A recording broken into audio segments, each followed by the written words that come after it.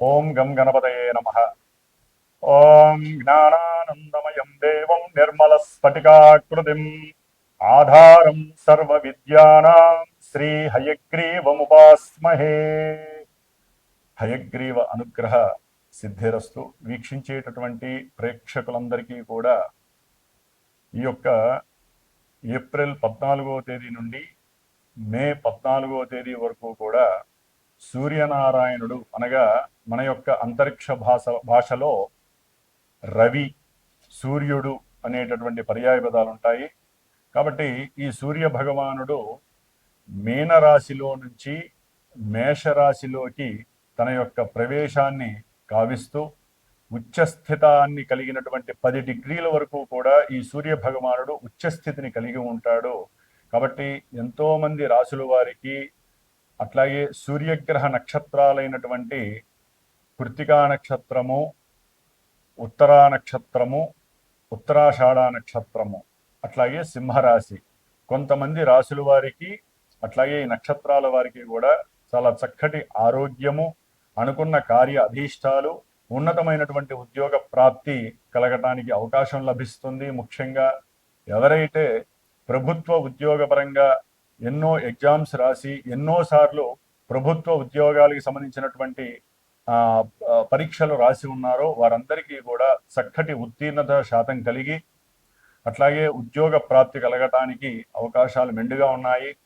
ముఖ్యంగా ఈ యొక్క నెలలో ఏప్రిల్ 14 నుంచి కూడా మే 14 వరకు గ్రహస్థితుల్ని గనక పరిశీలించినట్లయితే ముఖ్యంగా మాసవారి మేష సంక్రమణం అంటే రవి ఒక రాశిలో నుంచి ఇంకొక రాశిలోకి ప్రవేశించినప్పుడు సంక్రమణం అంటారు.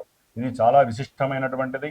అటు పితృదేవతలకి చాలా పవిత్రమైనటువంటి రోజు ఈ సంక్రమణం. అట్లాగే ఈ యొక్క సూర్య భగవానుడు నెలకి కరెక్ట్గా ఒక్కొక్క డిగ్రీ చొప్పున రోజుకి 30 డిగ్రీలు కూడా పరిభ్రమిస్తూ 30 రోజుల్లో ఆయన మారేటటువంటి నక్షత్రాలను బట్టి వారి జాతక చక్రంలో ఎవరైతే రాసులు చూసుకుంటున్నారో వారి యొక్క జాతక చక్రంలో నడిచేటటువంటి దశలు, అంతర్దశలు, విదశల్ని బట్టి వారి యొక్క జన్మలగ్నాన్ని బట్టి ఈ సూర్య భగవానుడు ఎక్కడ ఉంటాడో ఆ యొక్క ఫలితాలని మనకి ఇప్పుడు ప్రసాదిస్తూ ఉంటాడు. మంచి కావచ్చు, చెడు కావచ్చు. కాబట్టి చాలా మందికి రాశి మాత్రమే, మా యొక్క నక్షత్రము, మా యొక్క రాశిదండి ఎలా ఉంటుంది అని మాత్రమే కనుక్కుంటున్నారు.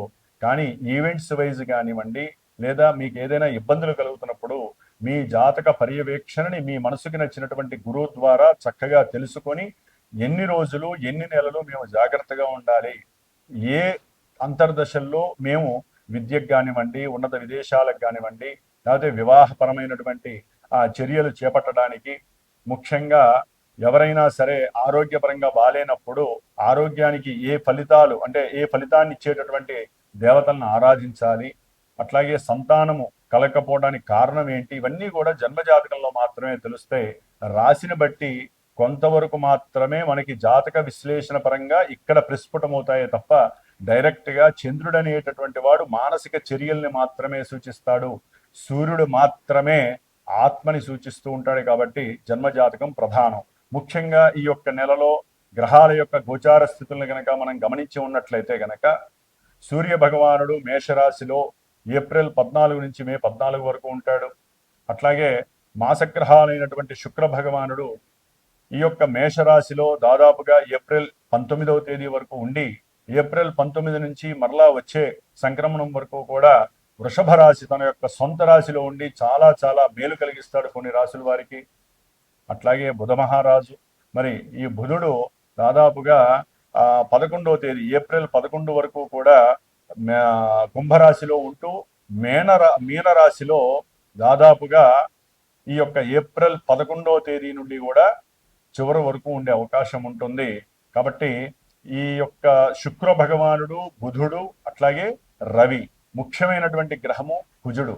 ఈయన శనితో కలిసి మే 10వ తేదీ వరకు కూడా మీనరాశిలోనే సంచారం చేస్తూ ఉంటాడు. కొంచెం కొన్ని రాశుల వారు మాత్రము కుజుడు, శని ఆపరేటింగ్ అయ్యేటటువంటి రాశి మీనరాశి కాబట్టి కొన్ని రాశుల వారు చాలా జాగ్రత్తగా ఉండాలి. ఏదేమైనప్పటికీ కూడా ఎవరైనా సరే వారి యొక్క జాతక పర్యవేక్షణతో పాటుగా ఈ యొక్క గోచారాన్ని చూసుకున్నప్పుడు మరి ఏ దేవతల్ని ఆరాధించాలి అనేటటువంటి విషయాన్ని తమ యొక్క గురువుల్ని చక్కగా కనుక్కొని విశదీకరించుకొని ఆ యొక్క దేవతా నామాలని కానీ, స్తోత్రాలను కానీ, అర్చనలు కానీ, పూజలు, జపాలు, హోమాదులు చేయించుకుంటే మాత్రమే వారి యొక్క కర్మ పరిపక్వత చెందుతుంది. అనుకున్న కార్యాల యందు ముందుకు వెళ్ళటానికి అవకాశం ఉంటుంది. కాబట్టి సర్వే జనా సుఖినో భవంతు అనేటటువంటి నామాన్ని అందరూ ఆచరించండి. గో రక్షతి రక్షిత, గోవుల్ని రక్షించండి. వాటి ద్వారా కలిగేటటువంటి పాజిటివ్ ఎనర్జీస్ మన దేశాన్ని, భూగోళాన్ని కాపాడుతూ ఉంటాయి. వృక్షో రక్షత రక్షిత, వృక్షాలని ఎవరూ కూడా ఛేదించకండి.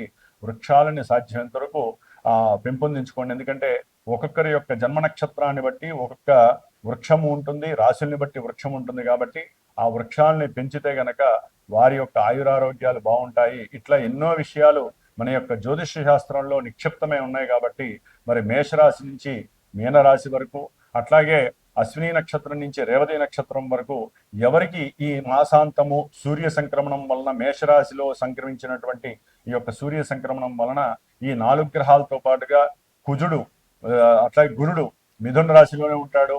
అట్లాగే శని భగవానుడు మీనరాశిలో ఉంటాడు.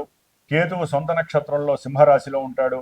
రాహువు కుంభరాశిలో సొంత నక్షత్రంలో ఉంటూ కూడా వారు చేసే విన్యాసాలు, వారిచ్చే ఫలితాలు మనం ఇప్పుడు తెలుసుకుందాం. ఓం శ్రీమాత్. మేషరాశి మనకున్నటువంటి ద్వాదశ రాశుల్లో మొట్టమొదటి రాశి మేషరాశి.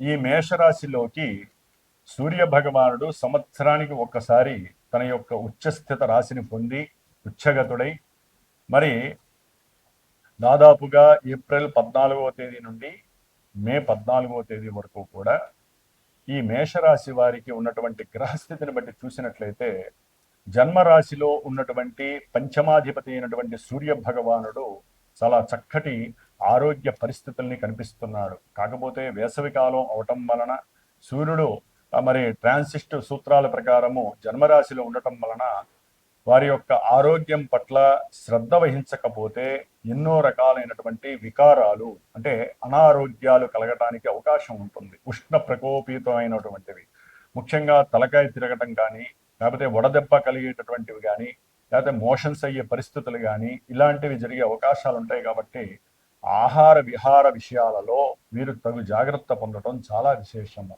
ముఖ్యంగా మేషరాశి వారు ఏదైనా స్టాక్లో కానీ, షేర్స్లో కానీ, ఎక్స్చేంజ్ల్లో కానీ, లేకపోతే ఎవరికైనా సరే చిట్టి పాటలు ఉంటాయి, అవి పాడేటటువంటి విషయాల్లో కానీ వీరికి కాస్త లాభం కలిగేటటువంటి అవకాశము సూర్యుడు ఉచ్చస్థితిగతిలో ఉండటం వల్ల కలిగే అవకాశాలు ఉన్నాయి. ఆరోగ్య విషయంలో కూడా వీరు గనక సరైనటువంటి ఔషధాలని గనక వాడినట్లయితే తొందరగా రికవరీ అయ్యేటటువంటి అవకాశాలు ఉన్నాయి.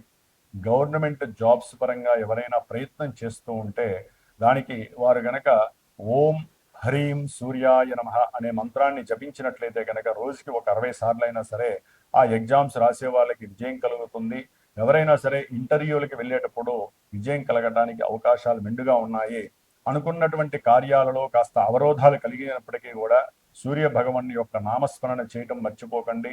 అట్లాగే ముఖ్యంగా వీరికి ఈ యొక్క బుధగ్రహం వలన కొంత అనుకున్నటువంటి వ్యాపార విషయాలలో ఎదురు దెబ్బలు కలగడానికి అవకాశం ఉంటుంది. కాస్త మోసపూరితమైనటువంటి చర్యలు కానివ్వండి, కొంతమంది ఉద్యోగ ప్రయత్నాలలో కూడా ఆటంకాలు కలగటానికి ఏలినాడి శని ప్రభావం చాలా అధికంగా ఉంటుంది. దానికి తోడు కుజగ్రహం కూడా ఇక్కడే కలవడం వలన కొన్ని చర్మ సంబంధిత అనారోగ్య బాధలు కానివ్వండి, వీరు అనుకున్న విషయం ఒకటైతే అది కాస్త వేరే రకమైనటువంటి విషయం వైపుకి వెళ్ళిపోయి మానసిక అప్రశాంతతో పాటు శారీరక రుగ్మతలు కూడా వీరికి ఒక చోట ప్రశాంతంగా ఉండనిచ్చే పరిస్థితులు కలగట్లేదు. ముఖ్యంగా వాహనాల యందు ప్రయాణం చేసేటప్పుడు చాలా జాగ్రత్తగా ఉండాలి మేషరాశి. ఎందుకంటే బుధుడు మరి కమ్యూనికేషన్కి సంబంధించిన వాడు.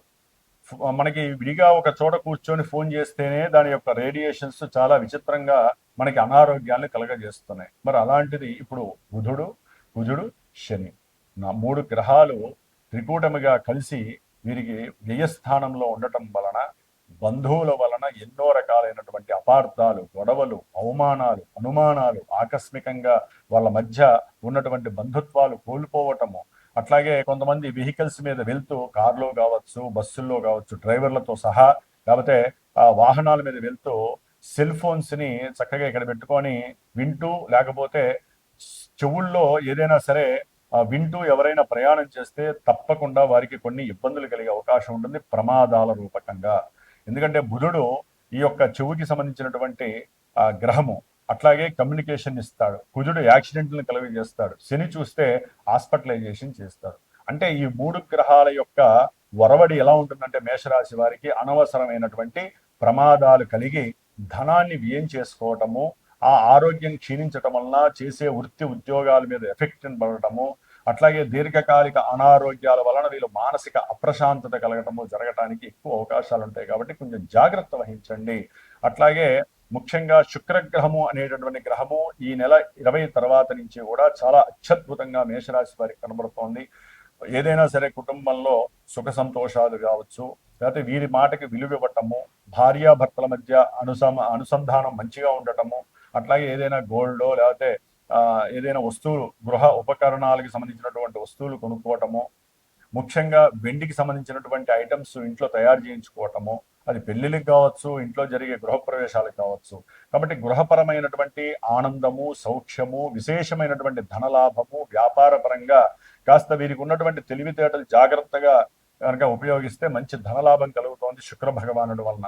ముఖ్యంగా 3లో ఉన్నటువంటి గురుగ్రహము వలన కాస్త ఇందాక అనుకున్నట్టుగా మరి బంధువులతో కాస్త సమాగము దెబ్బతింటము, ప్రయాణాలైన ఇక్కట్లు కలగటం జరుగుతుంది. 5వ స్థానంలో ఉన్నటువంటి కేతు వలన మేషరాశి వారికి ఈ మాసములో సంతానం వలన కొన్ని ఇబ్బందులు కలగడానికి అవకాశాలు ఉన్నాయి. అట్లాగే ఏదైనా సరే మనో ఏకాగ్రత తగ్గినప్పుడు, ఆలోచనలు సరిగ్గా ప్రస్ఫుటంగా లేనప్పుడు గణపతిని స్మరించండి. మేషరాశి వారు విద్యార్థులు కావచ్చు, ఉద్యోగస్తులు కావచ్చు, ఎవరైనా కావచ్చు. సంతానపరంగా ఎవరికైనా ఇబ్బందులు కలిగితే తప్పకుండా గణపతి యొక్క సహస్రనామార్చనని గరికతో చక్కగా చేయండి.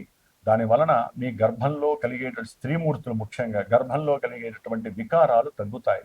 గర్భంలో ఉన్నటువంటి శిశువు కాపాడబడతాడు గణపతి వలన. అట్లాగే 11లో ఉన్నటువంటి రాహుగ్రహం వలన కూడా చాలా అనుకూలమైనటువంటి అభీష్ట సిద్ధి కలగడానికి అవకాశం ఉంటుంది. ఏదేమైనప్పటికీ మేషరాశి వారు గుర్తుపెట్టుకోండి, గోచారంలో ఈ విధమైనటువంటి ఇబ్బందులు ఉన్నాయి కదా అని చెప్పి భయపడక్కర్లేదు. మీ యొక్క జన్మజాతకంలో కనుక ఇదే బుధుడు కానీ, కుజుడు కానీ, శని కానీ 12లో ఉండి గోచారంలో ఇబ్బందులు కలుగజేస్తున్న వాళ్ళు జన్మజాతకంలో కనుక వీరు వివాహానికి సంబంధించి కానీ, లేకపోతే ఏదైనా వాహనానికి సంబంధించిన కానీ, లేదా ఉద్యోగానికి సంబంధించిన ప్రమోషన్స్ విషయంలో కానీ, బంధువులతో దూరమైన వాళ్ళు కానీ, ఇట్లా ఉన్నటువంటి వాళ్ళకి జన్మజాతకంలో కనుక యోగించే భావాల్ని ఆపరేట్ చేసినట్లయితే ఇవన్నీ కూడా పాజిటివ్గా మారి విదేశాలకు వెళ్ళటము, లేకపోతే పెట్టుబడులు, వ్యాపారపరంగా పెట్టుబడులు పెట్టడము, అట్లాగే దూరం అయిపోయినటువంటి బంధువులు, పుట్టుకున్నటువంటి అన్నదమ్ములు, అట్లాగే ఏదైనా సరే కోర్టు వ్యవహారాల్లో ఉన్నటువంటి సమస్యలు ఇవన్నీ కూడా క్లియర్ అయ్యి చక్కగా వీరికి కొంచెం ప్రయాసలతో కూడినటువంటి సక్సెస్ కలగటానికి జన్మజాతకం సహకరిస్తుంది. కాబట్టి ఏదేమైనప్పటికీ మేషరాశి వారికి సూర్యుడు, బుధుడు, కుజుడు, శని, గురువు, కేతువు మరి ఈ గ్రహాలన్నీ కూడా ఇబ్బందులుగా ఉన్నాయి. కాబట్టి ఈ మాసము మొత్తము కూడా మీరు ఆదిత్య హృదయాన్ని చదవండి, నవగ్రహ స్తోత్ర పారాయణ నిత్యము చేయండి, నవగ్రహ దర్శనం తప్పకుండా చేసుకోవడానికి ప్రయత్నం చేయండి. అన్యథా కూడా మీకు ఆ గ్రహాల యొక్క అనుగ్రహం కలుగుతుంది. ముఖ్యంగా సూర్యనారాయణను మాత్రము ఆదిత్య హృదయము, సూర్య నమస్కారాలు చేసినంతలో ఎవరికి ఏ ఈవెంట్ వైజ్ కావాలో ఆ ఈవెంట్ చక్కగా లభిస్తుంది. ఇంకా ఇంకా ఘోరమైనటువంటి పరిస్థితులు ఉన్నాయి, ఆ భార్యాభర్తల మధ్య ఇబ్బందులు ఉన్నా కూడా, లేకపోతే విద్యలో ఉన్నతమైనటువంటి స్థితికి వెళ్ళలేకపోతున్నా, ప్రభుత్వ ఉద్యోగాలు కానీ మామూలు ఉద్యోగాల్లో ఇబ్బందులు కలుగుతున్నా, ఏ రకమైన సమస్య ఉన్నా సరైనటువంటి గురువును ఎంచుకొని మీ యొక్క జన్మజాతకాన్ని చూపించుకోండి. దాని ద్వారా తెలిసేటటువంటి విషయ పరిజ్ఞానంతో మీరు సరైనటువంటి రెమెడీస్ చేసుకొని మీరు ఏం చేయాలి ఈ యొక్క అంతర్దశలో అనే విషయాన్ని గురువు ద్వారా తెలుసుకొని చక్కగా ఆనందకరమైనటువంటి జీవితాన్ని అనుభవించండి మేషరాశి వారు. ఓం గం గణపతయే నమో నమః.